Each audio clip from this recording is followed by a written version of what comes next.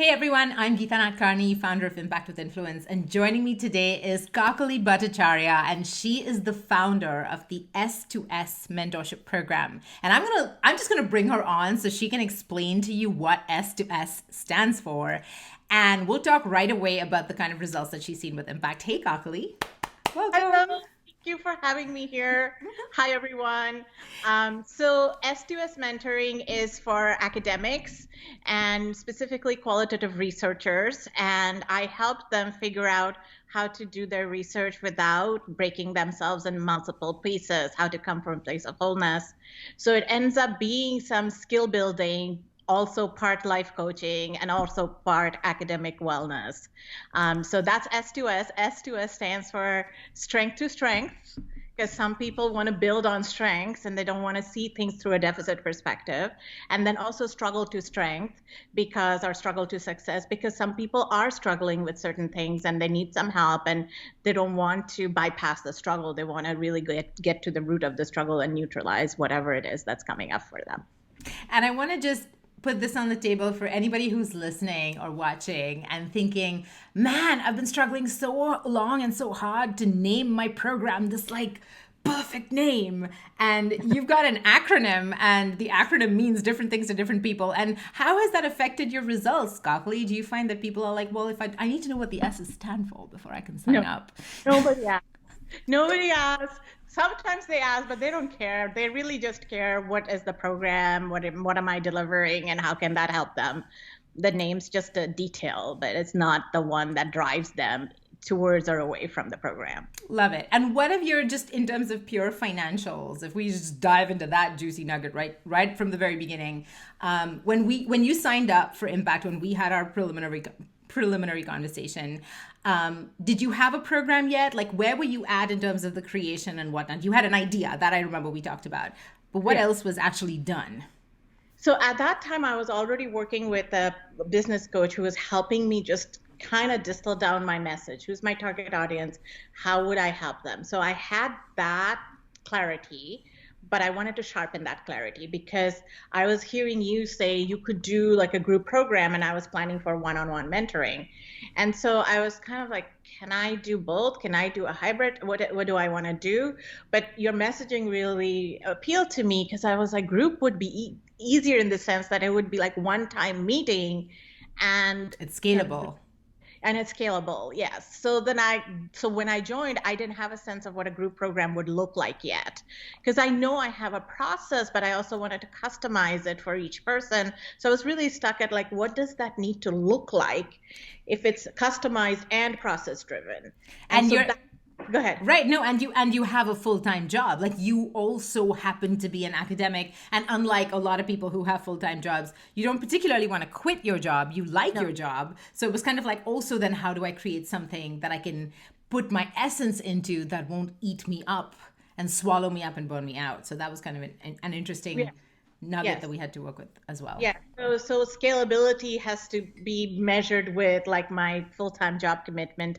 And I don't want to quit the job. I think that mentoring while I have a job gives me a different kind of, mojo and credibility versus if this was my full-time job. Doesn't mean that it wouldn't have credibility, but I'm attracting different kind of people as a result of it. So I did that, and then I did the vivid vision, which is like the first thing you do when you come to a program, and imagine a time in the future and every aspect of your life and from the time in the future. And then so I said I would like to in 2025 make 30K a month and see what it feels like. I made 32K in my first launch. And that Now, was 8 weeks into this program, yes, correct? before the 8 weeks were up, Up. I made 32K. And I started selling much later because I had resistance to selling. I had I all sorts remember of that. narratives about selling. So I didn't start selling until like week 6, I want to say. I didn't start selling until much later. But by the time the program ended the last day, by that day I had 32K. And And you had to stop because, correct me if I'm yes. wrong, but I do remember a certain Kakali who has a wait list on top of everything. So it's not even like the pipes run dry or anything. No. No, I had to stop because of my full-time job. I can only take on so much before it becomes a conflict of interest with my job because I'm using too much of my free time to not do my job but to do this. So I have to also stop at a certain number. So I stopped at that number, and so other people were asking. So I have a first to know list now that is very customized. It's a very warm, fuzzy list. It's not a cold list, and they're wanting. I don't know how many of that will convert into closing, but it's a nicely curated, preferred, ideal audience. Right. And they're like, Kakali, take my money. And I get it. Until the money's in the bank account, it doesn't count. And I'm, this is what we live by. So I get that. But at the same time, these are people, just so we're clear, you're not doing cold outreach to them. They're reaching out to you and saying, Kakali, let me in. Like, please, when can we work together? Is that correct? Yes. Yes, that is correct, including somebody yesterday. The other thing that I also learned from doing this is to not limit myself to thinking people don't have money. Like when I walked in, I thought like, people who work in this space have limited income. But I'm realizing that when you offer something people value, they figure out their resources. They figure out how they can make the resources happen. I love that you brought that up because I'm going to talk to you about your sales resistance, right? Yes. let's rewind before that a little bit and just be like, okay, what were some of your expectations joining Impact? I know you wanted to deepen your nuance around messaging. I know you wanted to develop something that was that hybrid, which is exactly what we teach. You don't sacrifice the customization and you don't sacrifice the scalability. You get to have both, and we figured out a structure that does that. But what were some of your expectations? And then what did you think was going to happen versus what actually happened? Well, I walked in feeling like I needed help with the mindset. I wasn't focused on the number. So if I didn't do the vivid vision, I wouldn't even know the number. The vivid vision made me think really big. And that was the big I could think at that time. I want 30K a month. So that was my think really big, because I'm not making 30K in my regular job per month. So think really big was like, wow, that is like many times expanded from what I make currently in my full-time job. So that was good. But then I really wanted the mindset piece because Geeta, you said like, business development is self-development, and I really wanted to kind of experience that.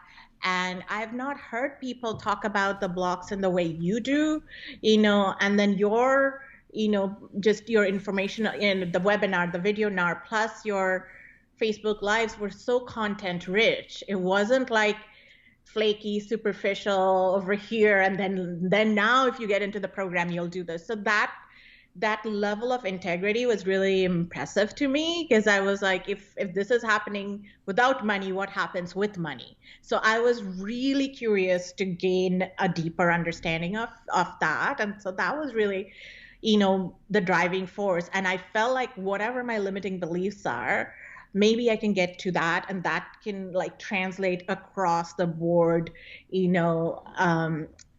on all other parts of my life as well as the business part. And I knew that if I could sort that out, I could help my people, because my people are not trying to get money at the end of this. It's not like they are going to become coaches themselves and they can now make this much money. My people need more healing and more integration of all parts of themselves. So I was really drawn to the mindset piece more than anything else.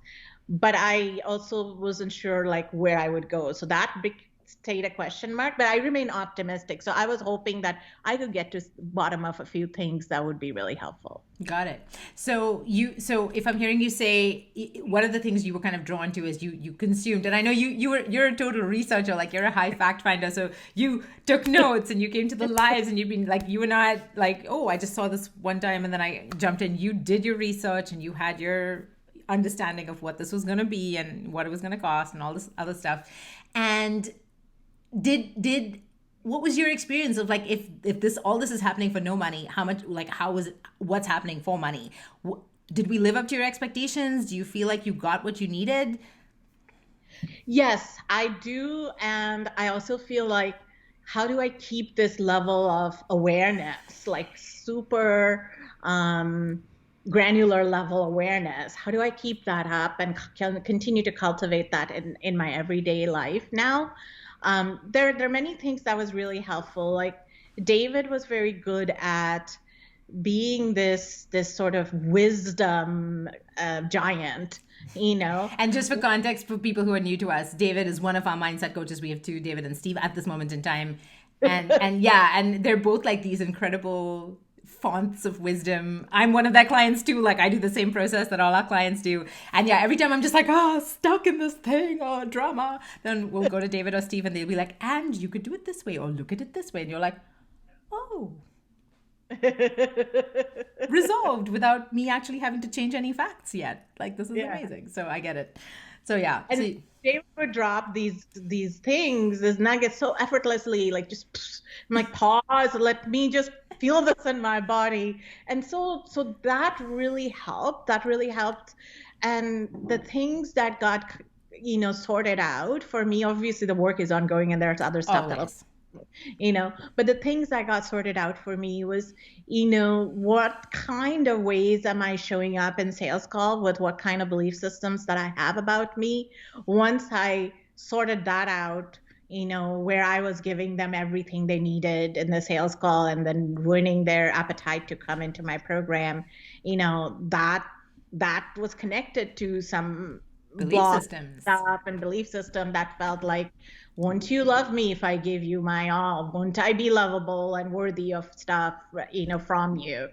And I had to let that go. I was like, I gotta love who I am and what I offer, and also have a detachment with it so that if you don't accept it, it doesn't change where I am rooted about this. You can accept it, you can reject it. That's your journey. I'm not compelling you. I'm just There's nothing to awakening you to, convince. and I'm just awakening you to some things and creating some awareness for you. If this is of value to you, you'll step in. If not, it doesn't destabilize anything I'm doing, So that was really good. And then the other part that I was absolutely, very breakthrough insight for me was the upper limit problem that you pointed out, in addition to all the books you made me buy, Made you buy. I'm the same. It's nice to be on the other side of the enablement. I'm not even slightly sorry, by the way.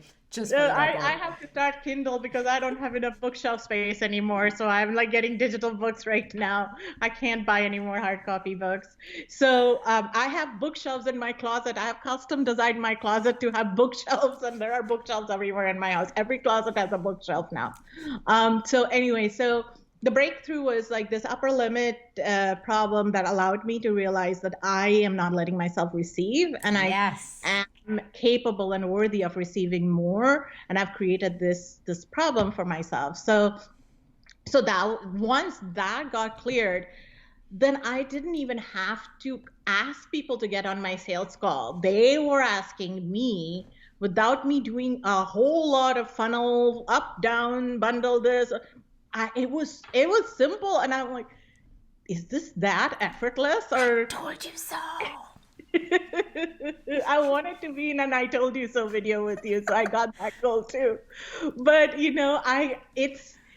if people are listening, it will sound like, you can ask me questions about sales resistance, but if people are listening, it'll sound like I'm like this weird, odd person. But I will say it was the mindset piece that moved things the way it did. And if I didn't work on the mindset piece, then I wouldn't have sustainable result to bring in the sales. It would be like whenever things lined up. But this was like consistently after a point, it was like, whoa, got this one. Wow, got this, refused this one. Wow, got this one, So I've been refusing people and accepting people, even within the limit of people that I can accept. So I would say that the mindset piece was huge, because now that I'm aware of people talking about mindset in business, I haven't seen folks get so close to people to understand the granular nature of it. People talk in generic ways. Yes. But granular nature that we got on the call, where we like brainstorm through and move people from a stuck place to a place of more insight, was extremely helpful, not just for what you were doing for me, but watching it happen for other folks as well. So that was helpful, because there were people that were stuck and moving through. And I'm like, oh, if she can do it, maybe I can try this. There's other people journeying this with me. So that really helped. That's beautiful. I received that. That is a huge, huge compliment. So thank you. I love that. I feel like I want to record a separate video and just do almost like a podcast episode on just your like receiving practice, because I know that was your thing. Like if there was one thing, every client has a different thing, and our job on our side of the stable is to figure out like what is the one thing that we can focus on, where yes, we're obviously working on all the things together, but we're putting like a whole bunch of energy towards one shift. For some people it's the sales piece, for some people it's the receiving piece. In your case, those two things were very intrinsically linked in your case, and we were like, which of these do we tweak? And we were like, receiving, let's go with the upper limit, because that's what this really is. She's got the goods, she's got everything in place, she's got the freaking asset, like she's got everything. Like, why is this not working? Oh, she's not letting it work. Okay, how do we get her past that? So that's kind of the puzzle that every client is for us. It's like, how quickly can we Rubik's cube this client to figure out what is their thing. But I would love to hear sort of the practical pieces that you started to put together, because it really was overnight. I remember you were kind of almost pissed off. Like at one point you were kind of like, oh, like I'm kind of stuck. I love how you reached out, by the way, like saying this to everybody. One of the things I really look for and look to create in every relationship that we have with a client is a partnership. And the quality of a partnership is always determined by how open and willing is each partner to reach out to the other person vulnerably and ask for what they need and give what the other person needs. And I mean, anybody who has the privilege of being a partner with Kakali, like, you're freaking lucky. And I will say this as somebody who's had that privilege. So thank you. So Kakali came in, noticed that some needs didn't feel like they were being met. And then there were, and she wrote this beautiful email just to explain kind of things. And then I wrote back, and she thought about it, and then she wrote back, and we were like, what is this? Like, so that was kind of our first clue into like, what is the juggernaut here in the middle of all of this? Yeah. But your openness and your willingness to be trusting and vulnerable in this process was, I mean, I am so inspired by it. Like, I was really, really inspired by it. So you're just as responsible for my breakthroughs on my end. So I'm so grateful to you for that. Thank you. Thank you. That's very generous of you. Yeah. So the practical thing. So first, I reached out, and then we sort of figured out like, ways that I can receive more support. And then we started, going deep into it. And then we realized like one of the things that I really need to do to have, to remove an upper limit barrier, which, it's not surprising as because I do justice oriented work. So it's not surprising as a woman of color and a woman to feel like there is a glass ceiling of some sort. And this is how far you can go, because society conditions you for a really long time to normalize receive that. Mm-hmm. Yeah. And that's just the way, this is as good as it gets, and so who are you to want more, and how dare you? And right. And then I had the other issue about like, if I'm justice oriented, am I monetizing off of people's pain and trauma? And so there was some ethical issue for me over there to sort that out. And I did sort that out. But the thing that was very counterintuitive that, I needed to receive was to lean back. Not when all this sort of, discourse is, peppered with lean in. Why don't you lean into that? Lean into the hustle, work hard. And mine was lean back and let it come to you. Wait for all these invitations and let it come to you, which for a workaholic type A type person, it's a very counterintuitive thing to do, very counterintuitive. And so I'm like, I'm going to lean back. I haven't tried this before, and I have a researcher mind. So I'm like, this part is unresearched for me. So at least I can cultivate a curiosity about this, and see what happens. And so that came into play, and I leaned back, and I just started beaming, like just the essence of my shift. I leaned back, I got what I have, and I'm deserving of more, and that was it, and I didn't do anything specifically different. It just was just trusting that I am going on a journey of curiosity about this. And so I was just leaning back. I wrote a path post, which is the post that you teach us how to write, and I wrote a path post. Everything started flooding in from there. And then I did some Facebook Live in a group that I administer, and stuff started floating in from there. And then that was it. Everything filled up. My stuff filled up. I just leaned back. I didn't hustle. I just leaned back. Now my partner would say, you say you didn't hustle, but you have 15 years of career behind you. So there was hustle before. So it's not like you were some random person off the street that people are coming Of course. to, but the part that was unfamiliar to me was, sales call and collecting, cultivating a presence that makes people want to pay money to, work with me. That part was something I didn't know. And my formula was hustle, hustle, hustle. You see people go, well, there is a lead magnet, and then you have to upsell, then you have a bundle, then you have a downsell, then you have a signature program, then you have an ascension. The people have graphs and stuff about it. And it felt like, oh, well, I just have to give myself some 5-10 years to maybe build all of this. And it just collapsed in 8 weeks. And I didn't have time to do, a website. I didn't have time to set up big email lists. I didn't have time for all of it. It was here, and the program was. Did you even do your video now yet? I don't even have videos for my modules in the program, because I've realized that in my first round, I need to really just customize it to the people that are there. Once I get a little bit data to see what I am repeating, I will then create a video, but I don't want to create one in advance of doing it. Isn't this exactly what I teach in week 2? Yes. I told you so. So I was kind of like, and so you have to realize that as a workaholic, to go into a training program, to not have a course page set up while I'm still doing this work is very, very triggering, unsettling. But the lean back me says, let's just see what happens. And so that's practical, pragmatic. I'm not doing anything. What are the actions you took? I leaned back. I didn't take action. I leaned back. And if that's an action, then. But I'll tell you, like from what I hear you say, the actions that you took were you did. Every lean back has a lean in component to it, right? It's like two sides of the coin. If you see one side more, then you see the other side less. But that side is not gone.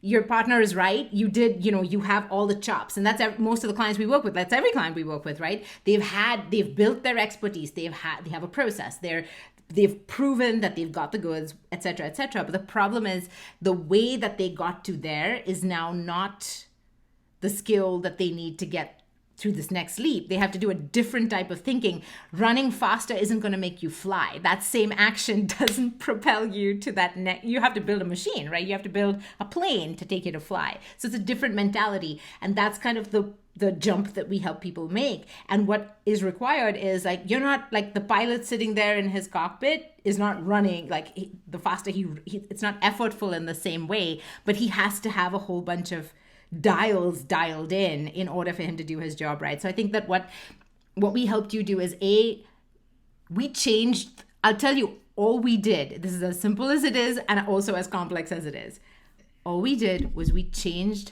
the way you showed up. That's it. If we actually look at what we did, that's what we did. The way we did that is we started to dismantle some of the stories you had that prevented you from owning who you truly are and everything you brought to the table and what that looks like for other people. We helped you reconcile some of the conflict that you had around the ethics of what, charging money and making sales and working with people and so on and so forth. So like we helped resolve those things. So now all of the energy that was caught and coiled around those pieces was now available for you to show up with. Yeah. People love that. People wanted you the whole time. You didn't give them that part of you. The moment you did, they were like, yeah, more. And that's what you experienced. And we see this a lot with our clients, but just everybody's journey is a little bit different. And yours was just really inspiring to watch and be part of. And kind of as you shifted, and this is what I always say is, right, when you do work at this level where you're not just talking mindset, you're actually freaking in it. You're showing, not telling. it's every breakthrough that you experienced, Kakali, was one that the whole team, like, we're talking about it backstage, like we're being like, dude, look at what's happening here, or she's really stuck, like what do we do? Like all of those questions that are being brought up with you and with the other clients that we work with, we get to live that too. The watching you expand your ability to receive, what do you think that made us do?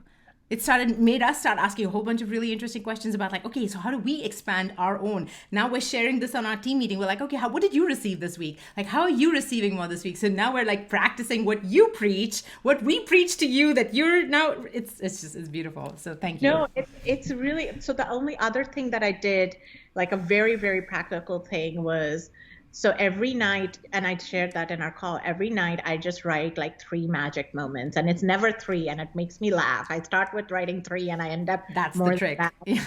Yes, and I have 2 people that I'm accountable to, and I send that out. And so it are like just the noticing of what I'm willing to receive. And these are very micro level sometimes, and sometimes it's a sales thing, sometimes it's a big major win. We talk about the catch up. Yes. And sometimes it's just, my previously puppy mill dog now is willing to cuddle with me for half an hour, and it's just that. And I had that moment of peace with, holding a being that had a lot of anxiety before. And to me, that's a noticing, that's a magic, that's a receiving. So while he's learning to receive more, I'm learning to receive his love, so then it expands me. So it was just a little, so I did that. I still do it. I still have my accountability folks that I send them to every night. And I do it at the end of the night, these 3 magic moments. So that really helped. And then I'm able to pass this on to the clients that I work with. How do you notice? Because if they are struggling, how do you notice? Because the flip side of it is an addiction to struggle, So the flip side of it is thinking that you have to struggle, several different layers of struggle, and have little moments of success. And then you think you've earned the success, but you can't sustain the success because you now need to go back to struggle again. And this addiction to struggle is how I navigated stuff. And I'm like, I am no longer addicted to struggle. I'm going for the effortless. I'm going for the simple. I'm going for the abundance. The abundance exists. I just need to vibe at the level of abundance to receive it, And so that's a lean back. That's not a hustle. No. I am away from the hustle. By that, I don't mean that I don't work hard. I certainly work hard, but my mindset is different. I work hard from a place with the ease, like the frequency of ease as a frequency of struggle.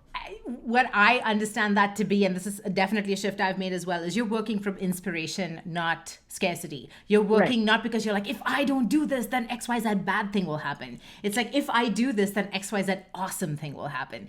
It's literally that granular a difference. And then you're fed by excitement rather than the weight of like, oh God, have to, I should, I must. You get to. And that makes all the difference in the world. Right. It really does. Thank you, Kakali. This has been so amazing. What would you say to somebody who's watching this and who's like, man, I'm kind of tempted to work with these people. I know it's going to be a lot of money. Like, they're on that fence and they're thinking about booking the Epiphany session. What do you think? What would you say? I would say that there is never a wrong time to invest in yourself. And what you're investing is not like, let's just get the business messaging right. What you're investing is, let's just get the messaging right with my soul, with my spirit, with my body. That's what you're really investing in. Everything else is flowing from there. So I would say do it. And I would say when you do it, be willing to look at stuff. Be just open-minded. There will be stuck. It's intense. And there will be stuck places. And you may get mad at times. And that's okay. It's okay. As long as you are honest about it and say, like, I'm going to work through this, but this is creating resistance, then it just... at the end of the day, when you're done, even if you didn't start your program, you would shift in so many ways that it's going to help you generate so many ideas that you didn't even think you could before, and it's really cool. Aww. I have nothing further to say. What Kakali just said. That's it. Thank you so much, Kakali, for your amazing generosity. Thank you so much for watching and listening, and I will see you all next time. Bye.